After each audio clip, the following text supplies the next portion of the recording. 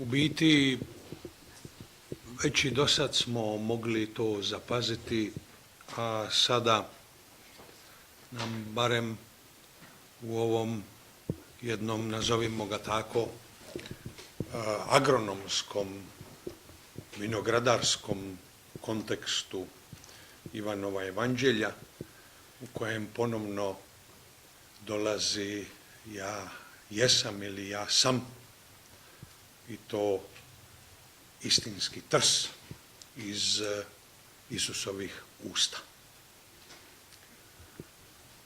Govori nam zapravo o odnosu. Možda je bilo važnije primijetiti onu lozu koja se osušila i ne donosi roda, pa se baca vani i sažiže. Dakle, odnos.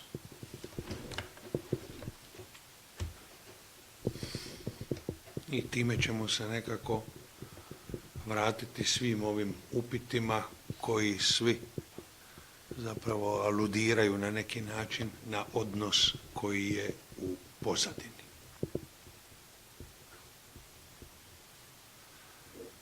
Doista da bi Isus svoje veliko tajstvo, svoju veliku tajnu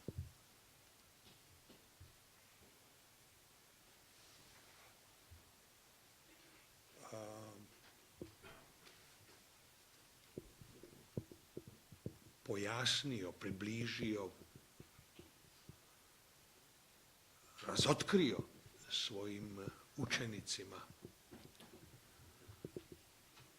mora uvijek i iznova vraćati se slikama iz svakodnevnog života.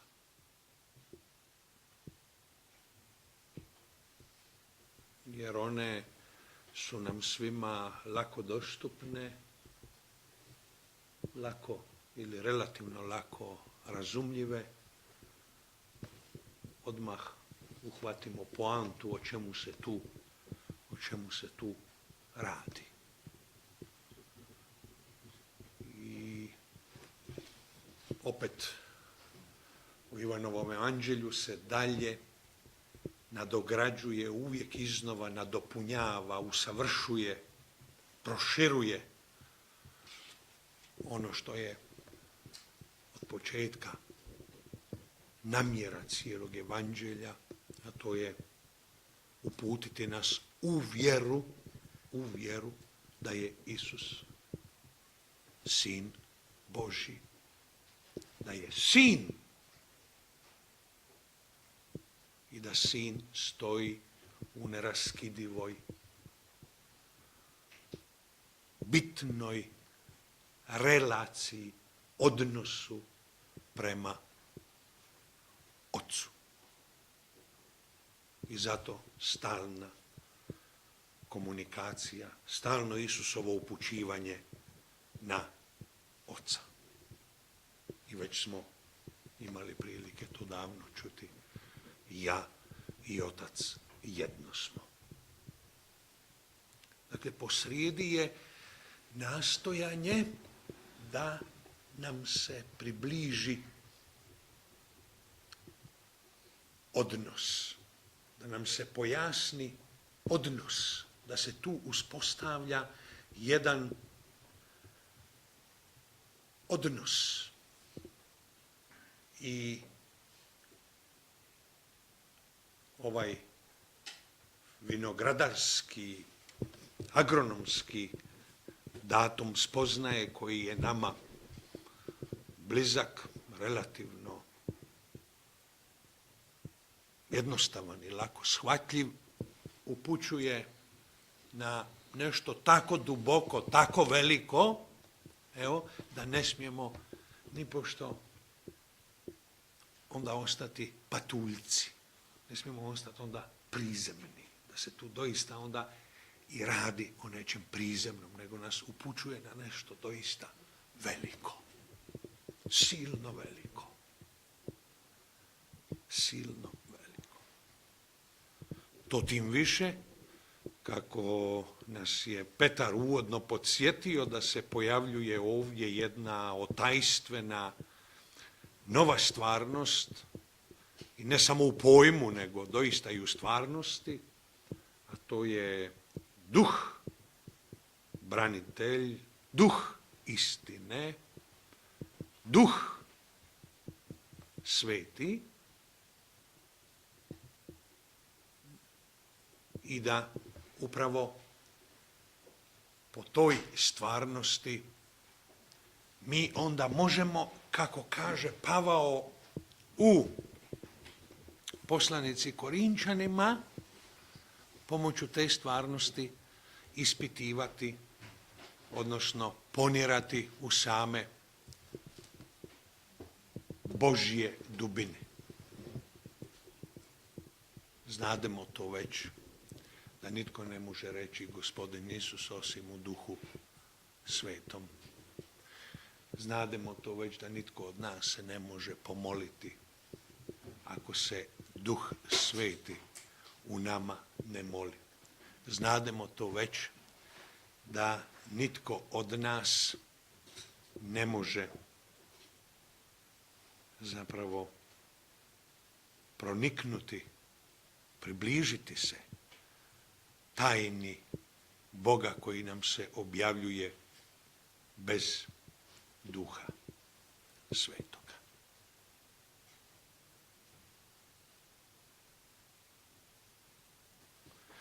Sasvim je opravdano pitati se o tome tko je duh sveti.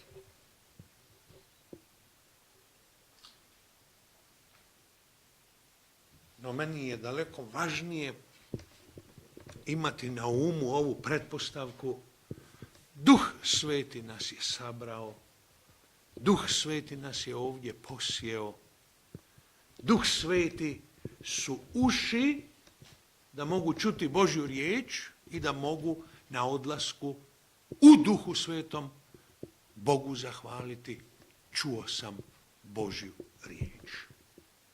Bio sam u jednoj duhovnoj zajednici koji su moja sestre i braća. Samo u duhu svetom. Pitanje vama: zar vam je malo da shvatite tko je duh sveti? Zar bi trebalo sada još crtati tko je duh sveti? A mi smo njegova slika. Mi smo njegovo djelo. On nas je sabrao. U njemu ovdje smo mi sada okupljeni. On nas drži na okupu. On čini da jedan govori, a drugi slušaju. On nam daje sposobnost da Božju riječ čujemo. I da ono što se govori po ljudsku, što se govori rabeći ljudske riječi, i nitko od nas nikad neće drugačije izustiti Božju riječ nego kroz ljudsku riječ. Ali tvrdim da ovo jest upućivanje na Božju riječ, zahvaljujući upravo duhu svetom. Ako je duh sveti takva realnost, onda smo mi upitni. I onda nismo mi ti koji postavljamo pitanje o duhu svetom, nego duh sveti postavlja povratno pitanje o nama. Tko ste vi? Kakva ste vi nakupina? Konglomerat? Koji ste vi likovi? Duh sveti je realniji nego što mi možemo zamisliti. Duh sveti nam govori o prisutnosti. Duh sveti nam govori o odnosu. Duh sveti, kako i sam Isus. Koji je tu duh sveti? Duh istine. To je duh Božji. Imamo pravo postavljati pitanja. Jer imamo jednu pomalo paradoksalnu stvar. Duh Sveti hoće zadržati sa sebe sav privilegij, svo dostojanstvo duha. A znamo da je Bog apsolutni duh. I da ne bi netko od nas bio zaveden na neku stramputicu, da onda Oca moramo pošto poto vidjeti. Da duha, odnosno Sina, moramo pošto poto vidjeti. I ako znamo činjenicu utjelovljenja i da nam se jedan na otajstven način pojavio u ljudskom obličju Isus iz Nazareta. I ono što gledamo u Isusu iz Nazareta, jedinorođencu Božjemu Sinu, ne možemo odvojiti od onoga što on stvarno jest. Pa Isus iz Nazareta je Sin Božji. Te ruke Isusa Nazarečanina su ruke Sina Božjega. Te noge Isusa Nazarečanina su noge Sina Božjega. Ali Sin Božji uvijek ostane Bog, a Bog je uvijek apsolutni duh. I sada dolazimo do onog što je Ivanu najviše na srcu, a to je vjera. Povjerovati. Jer se samo vjerom vjeruje. Razumom se dokazuje. Iako i vjera kojom vjerujemo traži razumijevanje, traži dokazivanje, traži obrazlaganje. I onda se vraćamo pitanju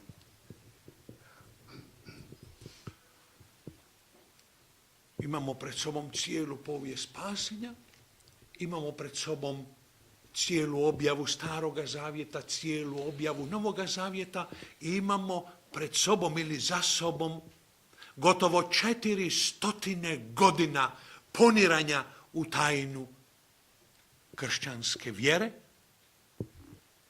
kojom pristupamo Bogu, kojom vjerom Boga spoznajemo i kojom vjerom Boga upoznajemo. Ondje gdje je crkva po prvi puta utvrdila da Duh Sveti jest treća božanska osoba. I naravno vraćamo se uvijek na onaj sigurni temelj, na ono sigurno razgraničenje i u Duha Svetoga, Gospodina i životvorca. Koji izlazi od Oca i Sina. Koji se s Ocem i Sinom skupa časti i zajedno slavi. Koji je govorio po prorocima. To je ta treća božanska zbilja i kad ste izgovorili onu riječ, pa Bog je ljubav. Zašto govorimo o osobi? Ali je osoba neka nakaza. Kao da ljubav nije više od, osoba nije više od ljubavi. Jer što ovan misli kad pogleda ovcu? Što misle monogamne guske? Ali nisu osobe. Samo gdje je osoba može se dogoditi ljubav. Gdje nema osobe je što? Što god. Razvrat, seks, nagon, iživljavanje, uživanje. Samo gdje je osoba je ljubav. Zato razumijemo, naravno, koliko je silovanje među ljudima zločin protiv osobe.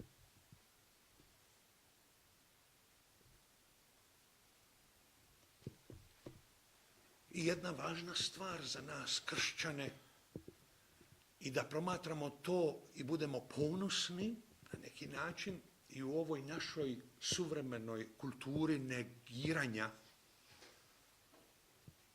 Boga, negiranja katkada svega kršćanskoga. Iziđite izvan ove dvorane, dolje na cestu, pa progovorite o onome što zovemo kršćanske vrijednosti, vrednote, o kršćanskom shvaćanju čovjeka, kršćanskom shvaćanju braka, obitelji, rađanja, života, smrti. Pa vidite i sami da se sve dovodi u pitanje i vidite da koliki je to apsurd da i sami demokršćani gaze po svemu kršćanskome. Ti druškani naši. No, osoba je jedan prizemni pojam. To znademo da dolazi iz kazališnog, komedijaškog, teatralnog konteksta. I to osoba znači uzeti ovako jedan list papira, karikiram, probiti 2 rupice za 2 oka, 1 rupicu za nos i 1 rupicu za usta i ići okolo i pokazivati se ljudima. Ne sebe, nego ono što želim pokazati. To su vam danas suvremene karnevalske bakanalije. Zar je moguće da osoba dolazi iz tako prizemnog ambijenta? Da, ukoliko znamo činjenicu da osoba uvijek upućuje. Osoba uvijek upućuje na nešto puno više, puno veće. I zato osoba na neki način jest uloga. I to uloga u najuzvišenijem smislu te riječi. Dolazi iz kazališne uloge. Jer vi znadete tko je dobar glumac. Ko sebe tako poistovjeti s ulogom da više ne razlikuješ njega od uloge. To je osoba.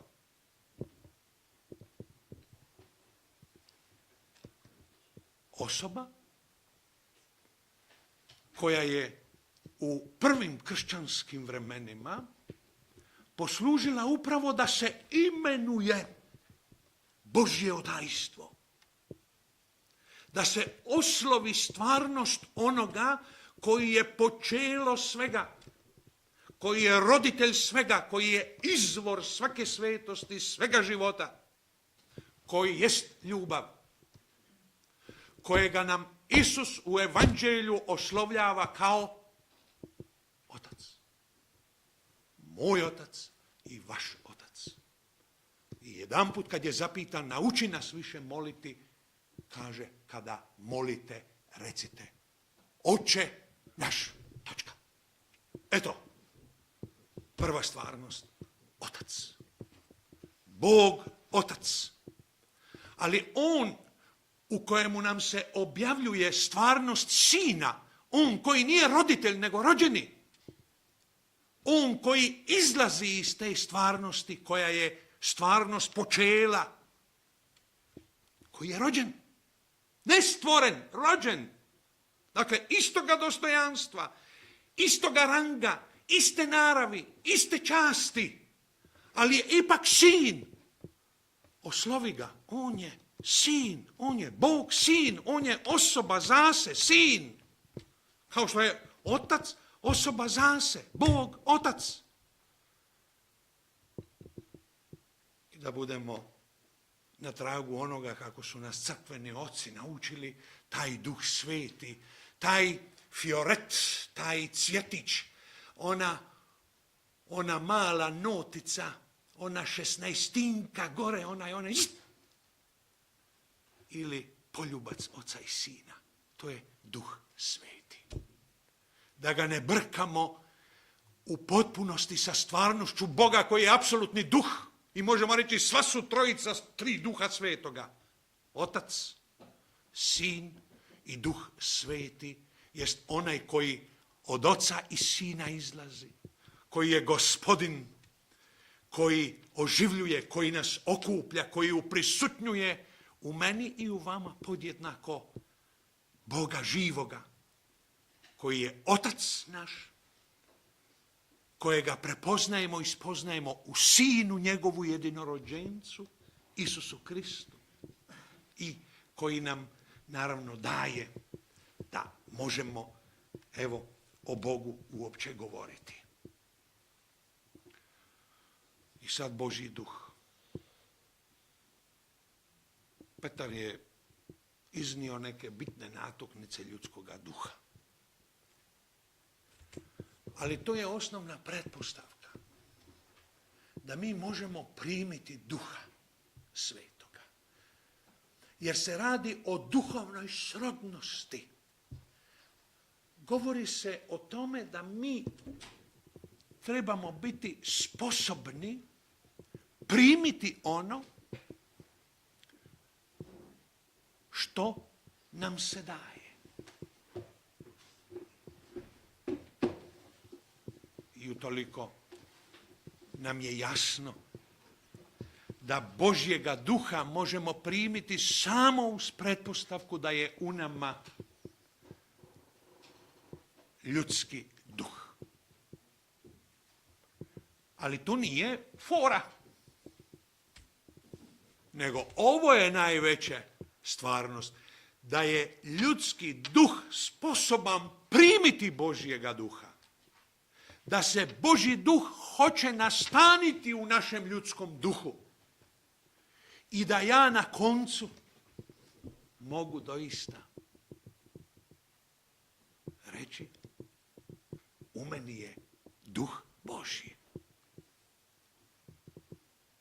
Kako bismo mogli Pavlu primjerice išta vjerovati od onoga što je on, ponirući u tajnu Boga, u tajnu Krista, u tajnu Duha Svetoga, u tajnu naše vjere, kako bismo mu mogli povjerovati išta da ne vjerujemo da je zapravo ponirao Duhom Božjim, jer Duh Božji ispituje dubine Božje, ne duh ljudski. I onda ona buntovni prigovor, ali nismo svi primili Duha Svetoga. Mi smo duhovni, mi nismo tjelesni. I mi smo pozvani ne živjeti po tijelu, nego po duhu. Koji žive po tijelu, pogani su jure. To su grešni, pogani, bezbožni, ali koji žive po duhu, to su vjerni. To su Kristovi, to su Božji. I tu nema sredine. Ili živimo po duhu, pa se po duhu ravnajmo, ili živimo po tijelu, onda imamo ovo što imamo oko nas. I tu nema sredine. Ne mogu biti jednom nogom u duhu, drugom nogom u ljudskom tijelu. I time dajemo odgovor. Kako to da smo mi u Bogu? Kako to da nismo? Zar Bog nije sve u svemu? Zar Bog, koji je apsolutni duh, samim time ne dokazuje svoju sveprisutnost? Što ćete vi reći da nije u Bogu? Sve je u Bogu. I Bog je dakako u nama. Ali vidite, onaj ko ne želi da je Bog u njemu, onaj ko je svoj ljudski duh iskapio, ljudski duh koji izgleda kao matičina, kao grana sasječena, sasušena. Što se u takvoj besplodnoj stvarnosti može nastaniti? Ništa i nitko. Ništa i nitko. Evo, potrebno je imati odnos. Ja sam trs, a vi loza, recimo on je loza, a vi ste pruče. I pruče koje je na lozi i iz te loze prima sve sokove. I u dužno vrijeme potjerat će pupoljak, u dužno vrijeme pupoljak će se otpustiti, pustit će vani što? I grozd i list. I to će u svoje vrijeme sve nabujati. I u svoje vrijeme davat će plod. Samo ako si priključen na lozu. Ako imaš odakle primati sokove. I ta slika, agrikulturna, agronomska, vinogradarska nam zorno pokazuje Mogao je uzeti i neku voćarsku temu, mogao je uzeti neku povrtlarsku temu i na istu priču bi došla. Ona jest malo dostojanstvenija, ali govori o tom odnosu, o bitnom odnosu, biti nakalamljen na Krista. I svi smo mi doista po krstu nakalamljeni na Krista. U nama po krstu struji Kristov život, sam Božji život. U nama, jer smo opečačeni Duhom Svetim, jest Duh Sveti. Duh koji nas oživljava. Duh koji nam daje govoriti, zboriti o ovome. Duh koji nam omogućava da razumijemo jedni druge kad o tome govorimo. Duh koji nam pomaže da se ne sablažnjavamo. Da ne odmahujemo kao oni epikurejci ili pitagorejci na Reopagu kad je Pavao progovorio o uskrsnuću, kaže Pavle govori ti doćemo te drugi put slušati. Pričaš priče za malu djecu. Da vi kažete to je govor za nas odrasle. To liježe na našu dušu, to hrani naš duh, uzdiže nas, ohrabruje nas. Eto, to čini Duh Sveti. I večeras, ako smo u Duhu Svetom složni snagom duha izgovoriti to, ne, oprosti Duše Sveti što mi pitamo se večeras tko si ti, mi se radije pitamo večeras tvojom milošću, tvojom prisutnošću u nama i među nama, tko smo zapravo mi. I veličina dara da je kršćanstvo ne preko noći i preko koljena. Rekao sam vam 381. godine u Efezu.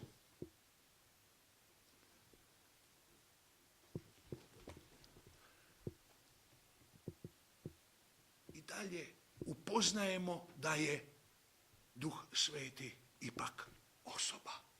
Treća božanska osoba. Postavit ću vam i ovo pitanje. Ali vi ga meni morate postaviti u Duhu Svetom. Jesu li se kršćani do tada onda spasili?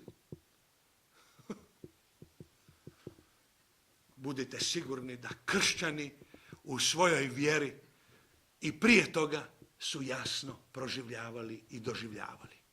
To što vjera u svom izricanju, u svom definiranju nije došla do nekog svoga iskaza, kao što i vidimo danas da mi 2018. godine postavljamo neka katkada prizemna, jednostavna pitanja, na njih naravno imamo pravo, ali još uvijek, zar toliko svoju vjeru nismo do danas razumjeli? I nećemo do konca svijeta. Zašto? Jer proniknuti dubine Božje nama nije dano. I zato Pavao, znademo tu u 1. Korinčanima, kad bijah nejače, govorah kao nejače. Ali kad odrasto, odbacih ono nejače. Sad smo tu gdje jesmo. Nemojmo biti djeca u vjeri. Odbacimo to djetinje. Odbacimo, ako treba, sve jaslice, sve fritule, sve pobožnosti, sve odbacimo da bismo odrasli u vjeri. Da bi nam Božja riječ govorila kao Božja riječ. Da bismo tu Božju riječ čuli i da bismo vidjeli da više vrijedi stati nad jednim rijetkom Božje riječi nego gomilu tih naših pobožnosti istrošiti danas koje me nigdje ne dodiruju. Ali eto, ja se kao lijepo ugodno osjećam na to što cijeli svijet oko nas propada, što nikoga u ništa ne mogu uvjeriti, nikoga na obraćenje osobno ne mogu natjerati i zajedničko nikome. Samo Božja riječ ima tu snagu i moć. Zar ćemo mi onda koji doista slušamo Božje riječi, koji se okupljamo oko Božje riječi, toliko Božju riječ obeskrijepiti, obezvrijediti i reći, a ne, mi ćemo radije ići za našim pobožnostima, neka Božja riječ stoji tamo po strane, ne znam za koga. To je jedino što nam je dano kao sredstvo da se možemo obratiti, da se možemo odgojiti, da možemo odrasti u vjeri. Božja riječ. Sve drugo je zapravo zamagljivanje očiju vjere. Ma kako to zvučalo grdo, ipak je, znamo to iz iskustva, tako. I da se vratim početnoj misli. To smo dali zapadu. Nismo čovjeka oslovili osobom, pa u analogiji prema osobi čovjeka imenovali Boga. Kršćanstvo je Boga oslovilo osobom. Boga Oca, jedna hipostaza. Boga Sina, druga hipostaza. Boga Duha Svetoga, treća hipostaza. Kršćanski Bog, Bog kršćanske objave je Bog trojstvene ljubavi, Otac i Sin i Duh Sveti. Gdje je jedan Bog, samo jedan Bog, u svome boštvu i svome božanskom veličanstvu, ali su tri božanske osobe. Ako vam je to lakše tako shvatiti, tri su uloge,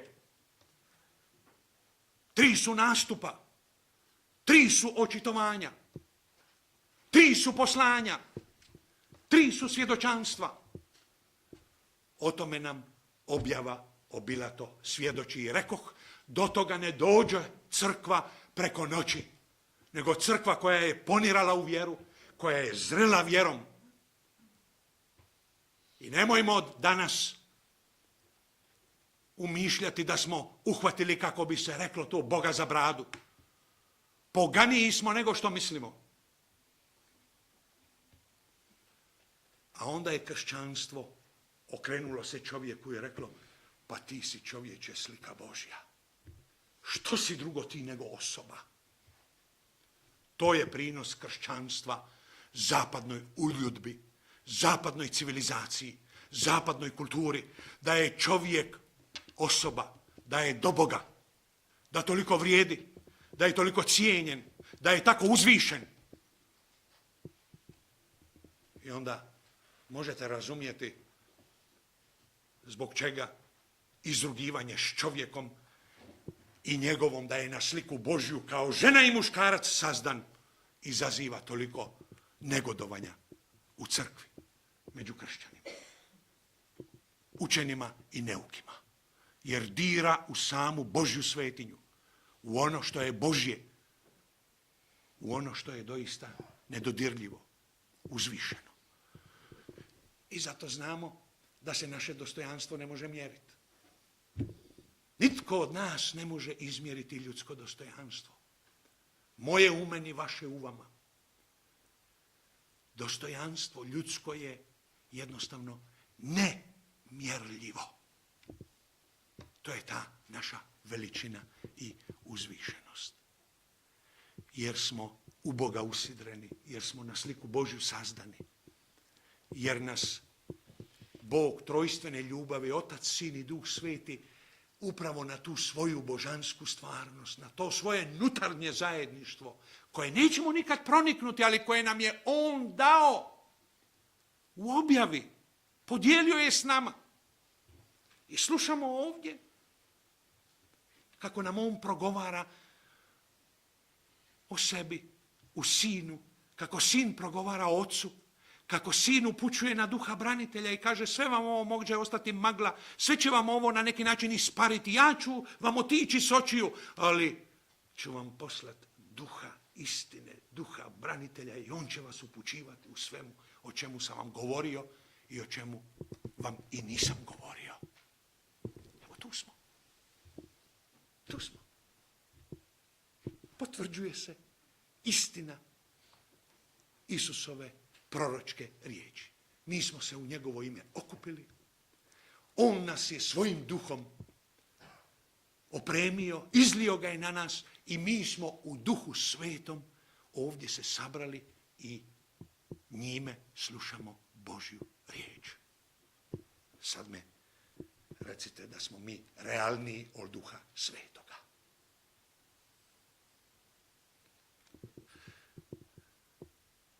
Eto Jure. Sve nam je tu. Tko moli, njemu jest. Ne može se Gospodnja molitva, ona molitva koju sam Gospodin stavlja u naša usta, koja i nije samo Oče naš, nego koja je Gospodnja molitva. Slušam njega kako moli. Ne može se ona moliti drugačije nego da mi je unaprijed dano ono što molim. To je druga stvar. Što ja nemam kinte u džepu pa tražim od Boga da mi da pare. Ali zbog čega bi On meni dao pare, a drugi su danas cijeli dan crnčili za zaraditi pare? Po kojem to privilegiju bi On morao meni dati pare? Na koncu konca, jesmo li se usuglasili u kršćanskoj vjeri da uopće kultura novca, kultura kamata, kultura banaka je spojava sa našom kršćanskom vjerom. Je li kršćanska vjera načistu s tim? Može li crkva dogmatski reći prihvaćamo novac, prihvaćamo banke, prihvaćamo kamate? Malo morge. Nikad to nećeš čuti. Nismo mi načistu s tim, ali šta ćemo? Odgođena je paruzija. Mi moramo ići u susret toj budućnosti koja nam je nejasna. Mi moramo proživljavati ovu sadašnjost. I mi vapimo, Gospodine, pomozi nam. I svejedno, hvatamo se za džep i plaćamo potrepštine da bismo preživjeli. Jure, samo Gospodnja molitva koju iz čista, iskrena srca preko usana prevaljujemo, unaprijed nam je već uslišana. Ali ne ova oko potrepština. Daj Bože para, daj Bože zdravlja, daj Bože ovoga, daj Bože djece, ovoga, onoga. To je kupoprodaja.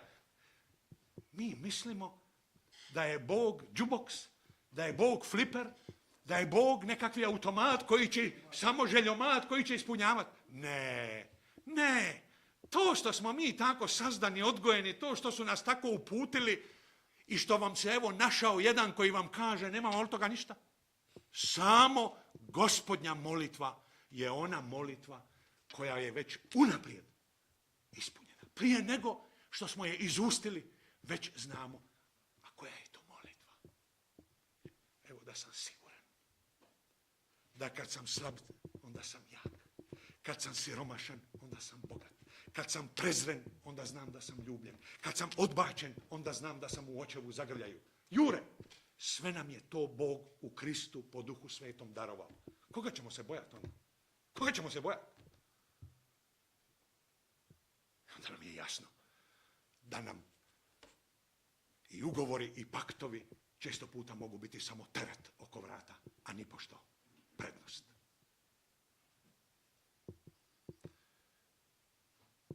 Zapovjed za tako reći. Vi ste umjetnica, poeta, duše. I to je uvijek za tako reći. Svi se slažemo da ljubav ne ide sa riječi zapovjedi i da se ljubav ne može zapovjediti. Međutim, to je usud našeg hrvatskog jezika. Tako kažemo. Što bi se dalo razumjeti iza ove riječi zapovjedati? Reći nekome za nešto u prilog nečega. Da ljepše zvuči. Govoriti o ljubavi. Govoriti da ljubiš. Kao što to recimo u latinskom zvuči ili čak u anglosaksonskom commandment. Zapravo da te neće ostaviti samoga ono što ti kaže da izvršiš, nego da će zapravo on biti tvoja desnica i ljevica u izvršenju toga. Zapravo ti on daje samo poslanje, ali te ne ostavlja samoga, nego ti kaže ja ću izvršiti ono što sam od tebe tražio. Ko će nas, Alka, ljubiti međusobno ako sam Krist nas ne ljubi međusobno? Nemamo se kojom ljubavlju međusobno ljubiti. Našim srcima je razlivena samo njegova ljubav. To je Duh Sveti koji je u nama, koji razlijeva tu njegovu ljubav u nama. I mi ako se ljubimo njegovom ljubavlju, to je zajednica Kristovih učenica i učenika. Ako se ljubimo nadbubrežnjačama, ako se štitnjačama, hipofizama i tako dalje, toga ima u prirodi koliko hoćeš. Ali ako se mi ljubimo onom ljubavlju kojom nas ljubi sam Gospodin, a po čemu znam da mogu ljubiti bližnjega tom ljubavlju? Po Duhu Svetom koji mi je dan. Onda doista mi tvorimo Kristovu zajednicu. Zajednicu Kristovih učenica i učenika. I vjerom, jer vjera je pobjeda naša. I odajemo hvalu vjeri, jer vjera je naša, ona koja pobjeđuje svijet. I hvala Bogu, po Gospodinu našem Isusu Kristu u sili i snazi Duha Svetoga, što je vjerom kojom smo mi ispunjeni, koja je milost u nama, koju podržava i podupire Duh Sveti, Duh branitelj, znademo, pa mi smo umrli svijetu, svijet je umro nama, Gospodin je na križu porazio svijet, obeskrijepio je žalac smrti i mi možemo onda u miru živjeti po Gospodinu našem Isusu Kristu, sili i snazi Duha Svetoga. A protivštine oko nas, hoću, šta će? Potresi, poplave, prirodne nepogode, naši biološki problemi, fiziološki, anatomski, umiranje. Jednostavno, to su stvarnosti koje su ovdje nama dane da bi se Bog po njima slavio. Je li ovaj slijepac zato slijepac što su mu sagriješili roditelji ili on? Ni jedan, ni drugi. Nego zato da se očituju velika Božja djela. Evo, samo su nam na raspolaganju i te protivštine i ti nasrtaji ranjene zvijeri zloga koji je poražen na križu. Krist je porazio, posljednju riječ u povijesti čovječanstva imati će Krist, a ne zli. I mi to znamo iz vjere. Mi možemo u miru uživati tu blagodat. Da imamo pobjednika na našoj strani i da možemo pomoću njegove milosti uvijek svaki dan pobjeđivati i svladavati nasrtaje zloga. To je vjera naša. No, u biti, htjeli smo zaustaviti se samo na odnosu. Ko živi odnos sa živim Kristom, kojega mi oživljava duh, koji mene samog oživljava, zna zapravo da smo u Bogu i da je Bog u nama. Tako, sestre moje i braćo moja, ljubljena i željkovana, dobro mi stojite u vjeri, čvrsto stojite u Gospodinu i neka vas Duh Sveti krijepi i jača. Amen. Amen.